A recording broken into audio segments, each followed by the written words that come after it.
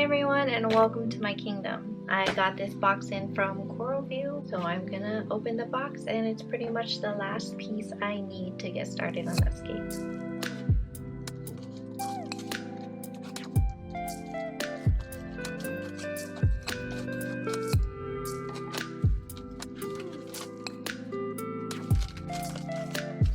Pretty heavy bag, but here is what I got. It is the AquaForest natural substrate, and I've tried a few soils out before but not this one, so I'm super excited to get started on it. This is the substrate that I got in from Coralview. That's pretty much what was in the box. I'm gonna skip to the fun part, but basically just so you guys know what I'm doing, I am scaping the shrimp bowl that I'm starting. It's around 3 to 4 gallons. I'll find that out before the end of this video. And I have a lot of hardscape sitting aside. I am also gonna pull stuff from my already established tanks too. I've got the bowl right here. My advice with bowls is to fill them up first when you scape them, just because when you do add water to a finished scape, it does change how it looks from the outside. So the bowl is exactly 3.5 gallons. I'm gonna fill maybe almost a third of it up with soil. I'm just gonna get the bag of soil open and then I'll pour it in and add water right away.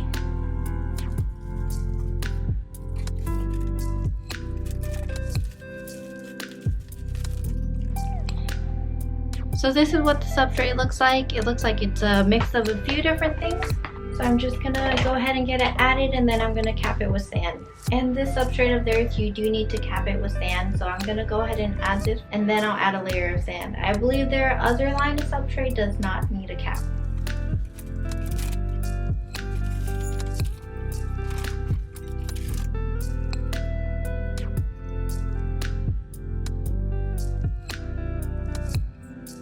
And I think I'm going to scape this one with a slope, so I'm going to build it slightly higher in the back.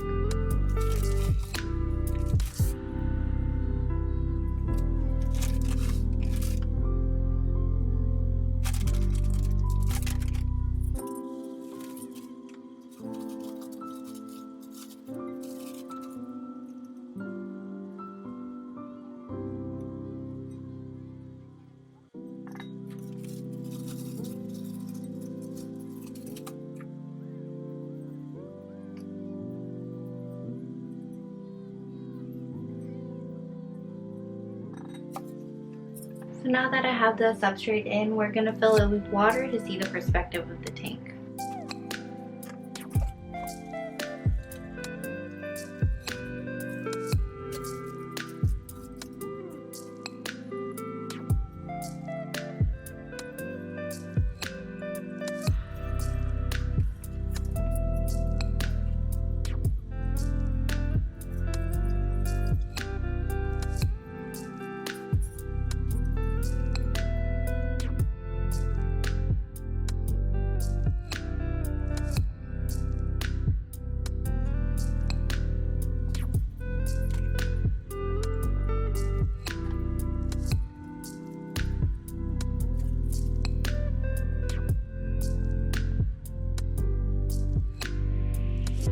This is how it is filled up, and if you have scaped a bowl before, you can usually tell that most of the scape does disappear when you add water, but if you do a slope, you'll be able to see a lot more of where your scape will be.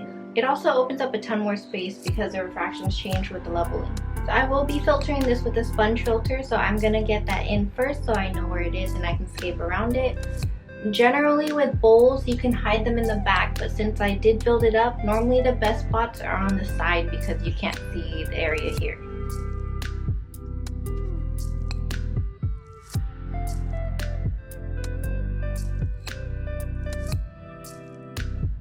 So I'm just going to leave the sponge right there, and then most likely I'll be able to cover it up with the rock.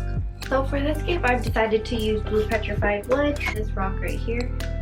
So I'm gonna try to get a bit of a canyon scape to where you can see the rocks going up higher on both sides and there will be an empty trail in the middle.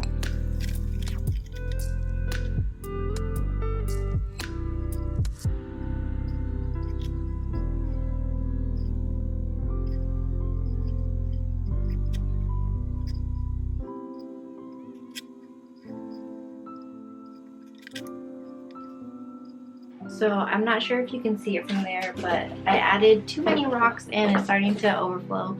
What I should have done to prevent that is just leave a gap for rocks where the water line was, but I didn't think I was going to use that many rocks. So all you have to do is remove them.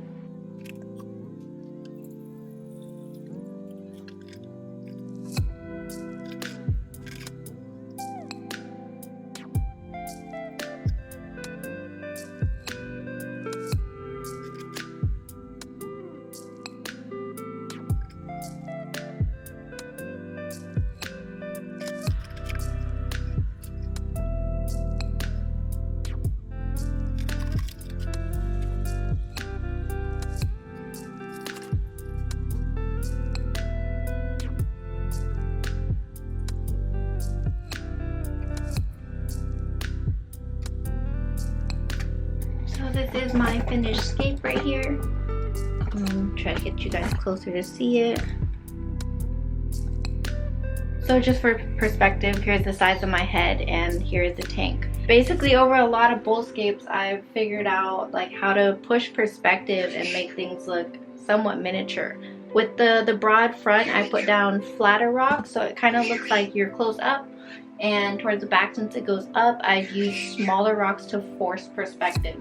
So it kind of looks like an area you can play here or make your way up to the mountains. So I'm just gonna go ahead and steal some moss and plants from other tanks, and then I'll just add it in.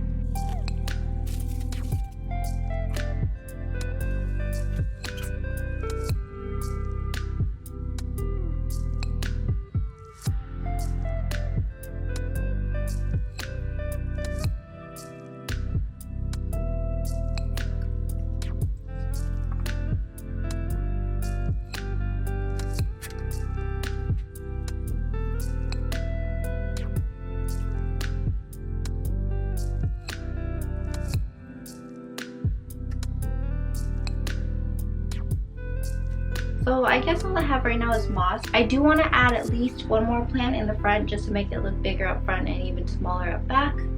But until then, this is going to be the finished scape. So I'm going to get you guys a close-up, and after that, it's going to be until next week. Bye everyone.